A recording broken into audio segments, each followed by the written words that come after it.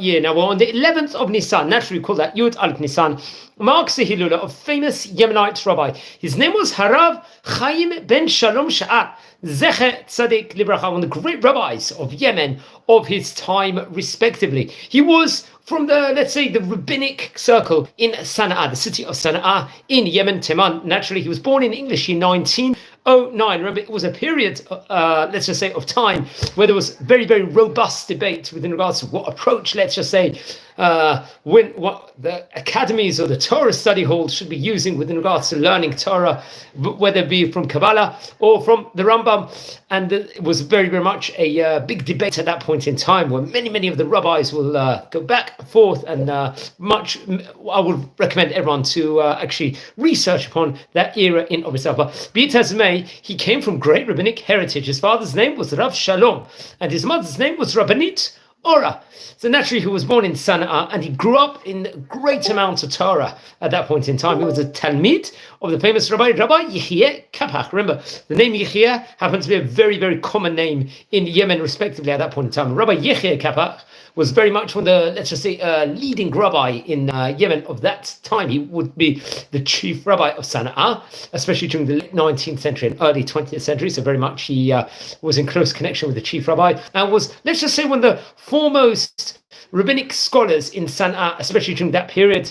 As we stated before, he was an advocate for, let's just say, changes in the Jewish education at that point in time, Rabbi Yechia Kapach, and he was very, very well versed with regards to classic Jewish literature, rabbinic astrology, and so on and so forth. So that is a topic onto itself. But he was a Talmid of Rabbi Yechia Kapach. So he would learn under his auspices.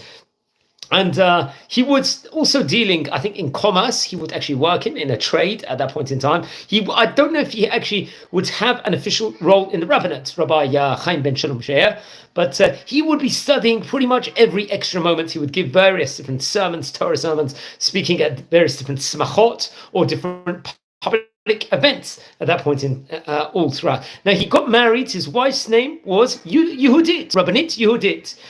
Reported over, they had one son together. Was reported over, I think they would have, and then they would actually make Aliyah a move to Eretz Israel. And I think that journey, in its own right, in those times was very, very difficult to travel from Yemen to Israel. It was very, very difficult. It would take 7 months, it was reported over, and they had to go through some dangerous paths at that point in time. I remember we related it with different great rabbis that tried to embark on journeys on various occasions, especially in the early 1900s, from Yemen to Israel, and much of it they suffered, especially pre-1948, huge anti-Semitism from the British at that point in time, and many people would not make it, but he would make it.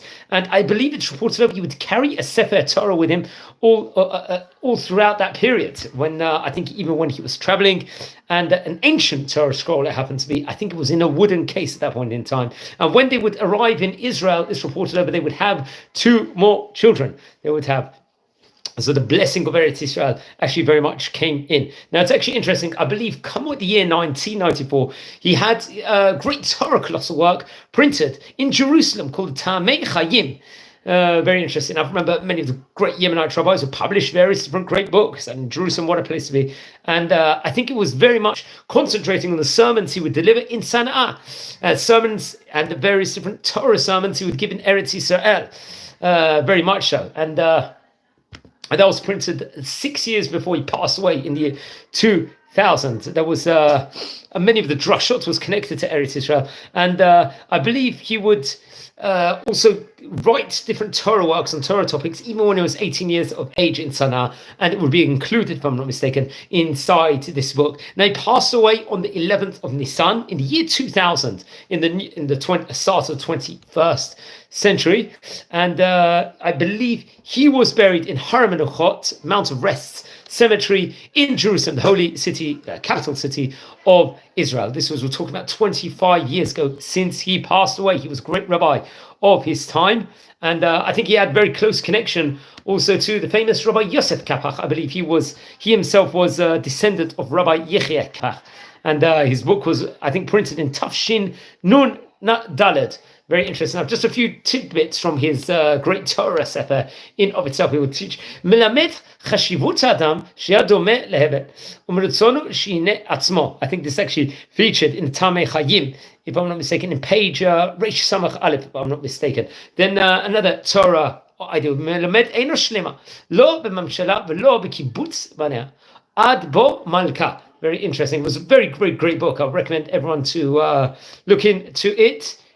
From the year 2000. Remember, we've spoken about a lot of great rabbis that actually, let's say, came from the Sana'a era, especially in the 19th and 20th century, respectively.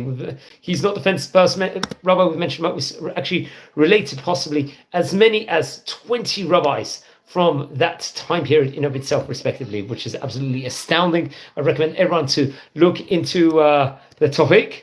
Look into these great books. Friends, we're a community here. We're learning about the great rabbis of yesteryear. If you're related to any of the great chachamim we are speaking about, please send me an email. I would love to hear more, just with regards to them. If you happen to be related to them, it's always good to know. If you haven't subscribed yet to the channel, please subscribe to the channel. We are on 6,500 members already. I've had already more than a few 100,000 views of these great Torah books in of itself that we've spoken about inside this series. So I recommend everyone to look into that also. And please, if you feel anyone's interested in watching these videos, share these videos to other people also. So I'm wishing you all well. Blessings, recording this from the city of Bet Shemesh in Israel. Take care and well, everyone, and have a great day to all of you.